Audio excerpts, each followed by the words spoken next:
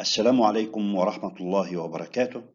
أبنائي طلاب الصف 11 علمي، أهلا ومرحبا بكم في دروس التعلم عن بعد لمادة الجغرافيا.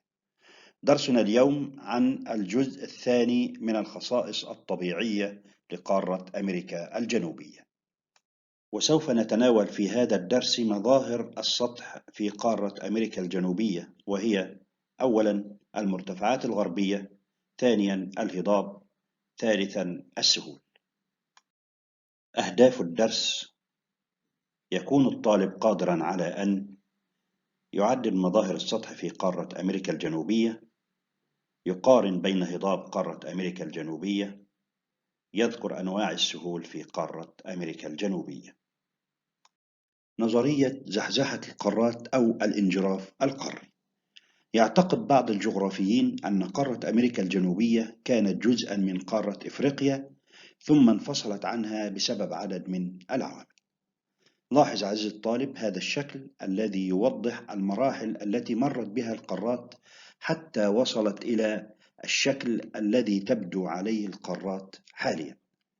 كانت القارات قارة واحدة، ثم أصبحت بهذا الشكل. دلل على اتصال قارتي إفريقيا وأمريكا الجنوبية قديما. أولا، تطابق شكل حواف القارتين. كما ترى عزيزي الطالب، وجد العلماء نفس الأحافير على الساحل الغربي لقارة إفريقيا والساحل الشرقي لقارة أمريكا الجنوبية. الهدف الأول: يعدد مظاهر السطح في قارة أمريكا الجنوبية. عزيزي الطالب، لاحظ خريطة أمريكا الجنوبية الطبيعية التي أمامك ثم أجب: هل تتنوع الألوان على هذه الخريطة؟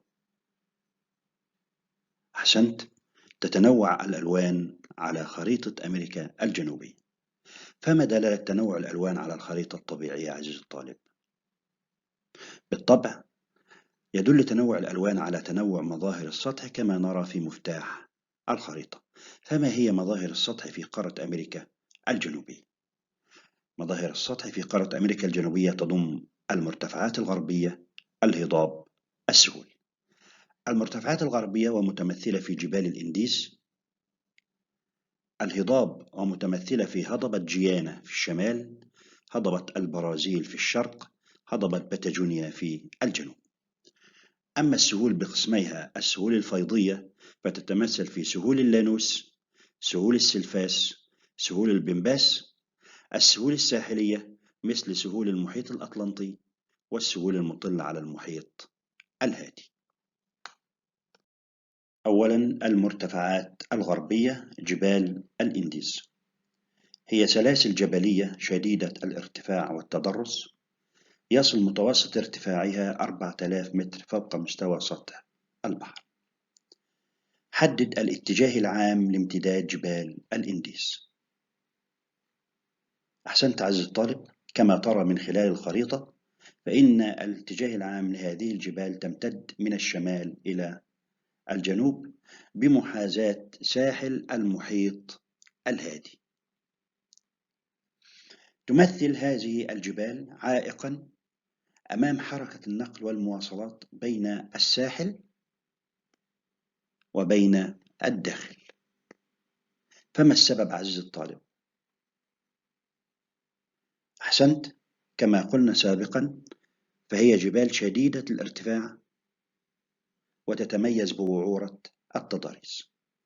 إذن السبب شدة ارتفاعها ووعورة تضاريسها. الهدف الثاني: يقارن بين هضاب قارة أمريكا الجنوبية. ثالثا، الهضاب في قارة أمريكا الجنوبية. توجد مجموعة من الهضاب في قارة أمريكا الجنوبية بالقرب من المحيط الأطلنطي، مثل هضبة جيانا وهضبة البرازيل وهضبة باتاجونيا. أولا، هضبة جيانا وهي تقع في شمال القارة وتتميز بقلة ارتفاعها، كما تفصل بين حوض نهر الأورونوكو ونهر الأمازون. هضبة البرازيل، وهي تمتد في شرق القارة، وهي أكثر الهضاب ارتفاعا واتساعا، ويقطعها عدد من الأنهار، ويسكن بها كثير من السكان في البرازيل. فما السبب في ذلك عزيزي الطالب؟ أحسنت، نظرا لاستوائها واعتدال مناخها. الهضبة الثالثة عندي هضبة باتاجونيا، وهي تقع في جنوب القارة، وتتميز بأنها أقل الهضاب ارتفاعا واتساعا، وأشدها جفافا.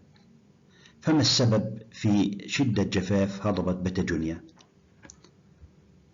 السبب أنها تقع في ظل جبال الإنديز، كما يوجد بها منطقة ضغط جوي مرتفع، فلا تجذب الرياح الممطرة إليها. الهدف الثالث يذكر أنواع السهول في قارة أمريكا الجنوبية.